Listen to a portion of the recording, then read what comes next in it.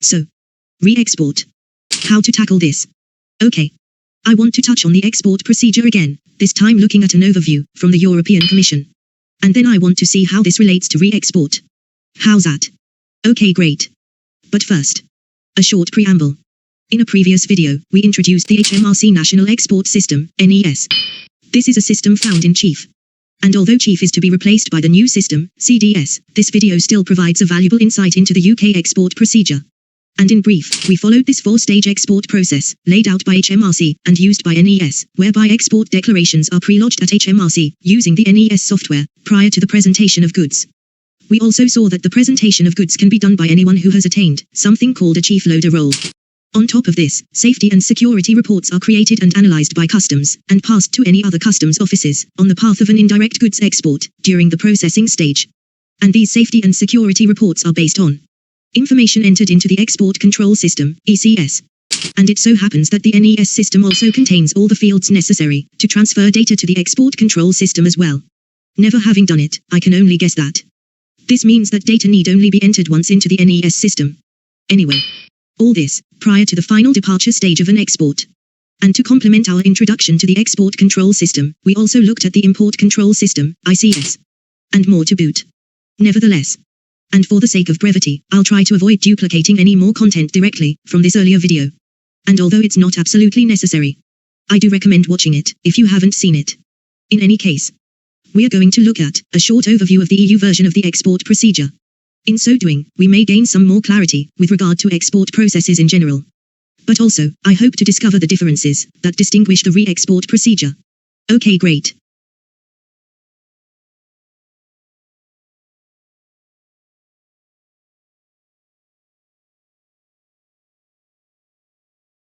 And we're on the Taxation and Customs Union website of the EU. And I want to take a quick look at the export procedure, in an effort to better understand the re-export procedure. The good news is that I have a quick and handy info fiche from the Europa website. It graphically illustrates the export process. In this video, I'll combine information from here with information and graphics on the info fiche. How's that? That's great. Okay then. Jumping over.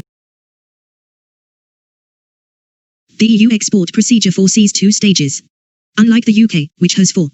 So, in the EU, the first stage, the export declaration, and the second stage, presentation of goods for export. The purpose of the export procedure is to ensure the correct application of all export measures, for example, export restrictions and surveillance measures. In stage 1, the export declaration, different options for exporting goods exist, including simplified procedures, which we covered in an earlier video. We'll not get into that here. But commonly, customs authorities want an export declaration, and also a pre-departure declaration. We see down here that if this export declaration contains the details of the pre-departure declaration, EXS, the pre-departure declaration does not need to be submitted separately. The exporter, or their agent, given as the declarant on the export declaration, presents the goods and the export declaration, plus any other paperwork, export licenses, etc., at the customs office, near where he or she is established. Or at the customs office, where the goods are packed or loaded for export. But other provisions exist if the export declaration needs to be made at an entirely different customs office. In all cases, this first office is referred to as the Customs Office of Export, and the declarations are submitted by electronic means. So, what are the information systems you can use to submit declarations in the EU? The example for export declarations is given here as the Automated Export System, AES. What about pre-departure info? If this is not given as part of the export declaration, then it can be submitted separately via the Export Control System, ECS. In our previous video on NES, we saw that ECS information was also used to generate risk analysis reports, which were sent to all customs inspection points on the path of a goods movement. And at the end of this first stage, the Office of Export similarly performs a risk analysis to determine if the goods need to be controlled. And if all goes well, a Master Reference Number, or MRN, is generated for the goods movement. The declarant is given the MRN. The office also releases the goods and transmits a message saying that goods are on the way, including the particulars of the export declaration, the risk analysis report and MRN, to a second office, referred to here as the Customs Office of Exit. In the EU, the exporter can then move the goods onto this second office. And the Office of Exit is where the goods will depart from the EU. Next. Stage 2. Presentation of goods for export. So, after a successful declaration, And if the office of export is different to the office of exit, the goods are then transported to the second office, where another presentation is made. Can oral declarations be made? Yes.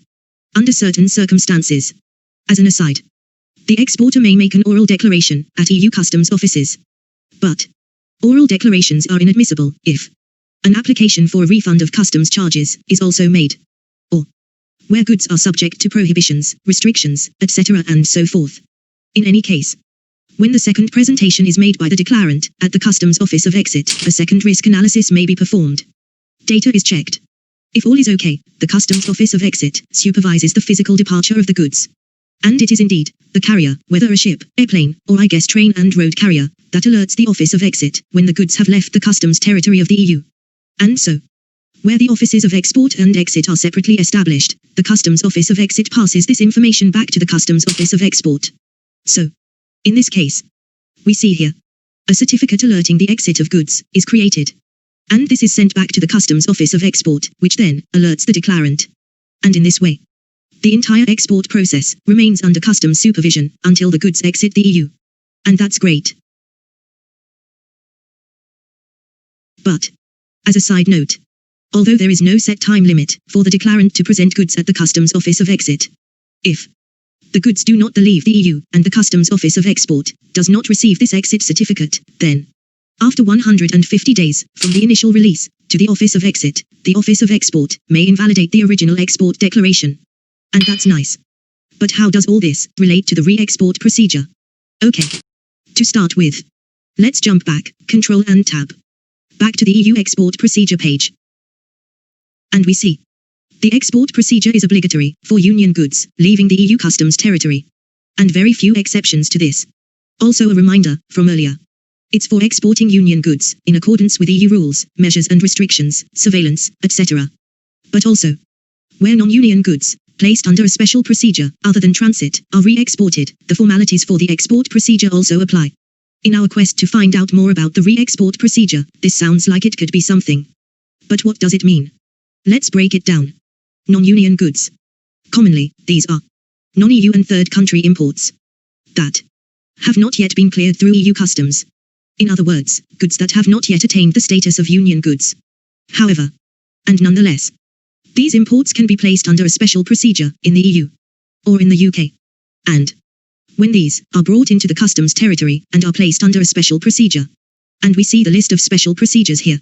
So, when these are imported and placed under a special procedure other than the transit procedure, and are then subsequently set to be moved out of the customs territory of the EU, then this is called re-export, even though it is the formalities for the ordinary export procedure that are actually applied.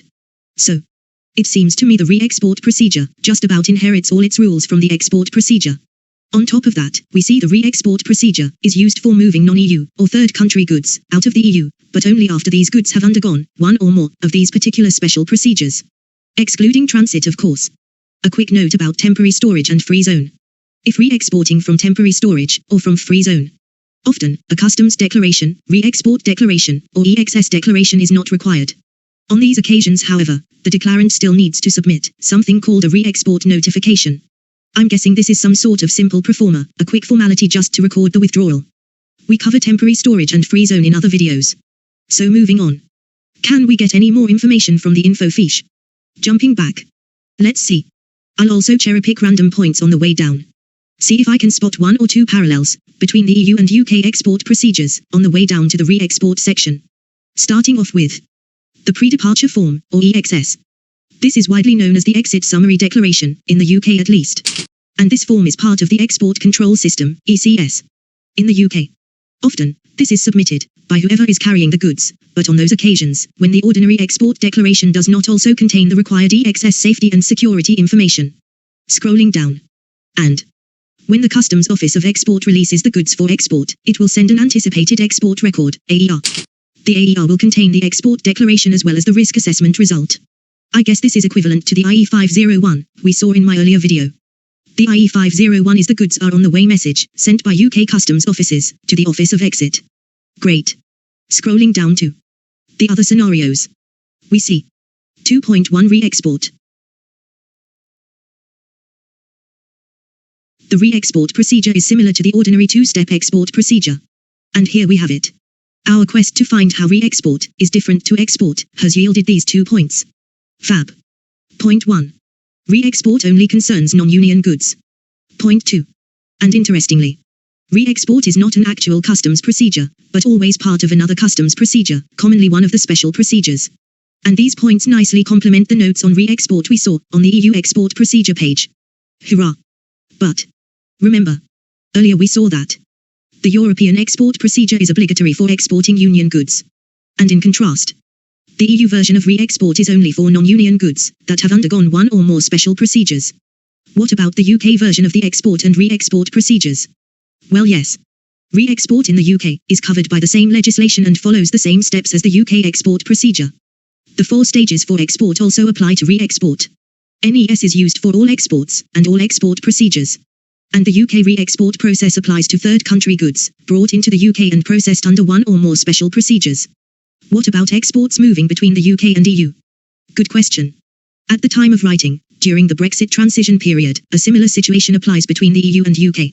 UK goods that have a final destination in an EU member state are not considered to be exports for customs purposes, whilst the UK is within the transition period. And vice versa. So, as a trader in the UK or EU, you do not have to submit an export or re-export declaration during the transition period when moving free circulation goods between the UK and EU. When this Brexit transition period expires, it will be a different story. HMRC will view all goods made outside of the UK, including European Union goods, as third country goods. The EU will view UK goods as third country goods too. As such, import, export and re-export rules applicable to third countries will be applied by both to each other's goods. Well, unless an agreement or new rules materialize to say otherwise. One other thing to bear in mind. NES is a chief-based system. And don't forget, chief is being phased out. Being replaced by CDS. New software. And perhaps new rules too. But we'll just have to wait and see what happens after December 2020. Anyway, we cover transit in later videos. And that's nice. Moving on. Next. Storage. Hurrah!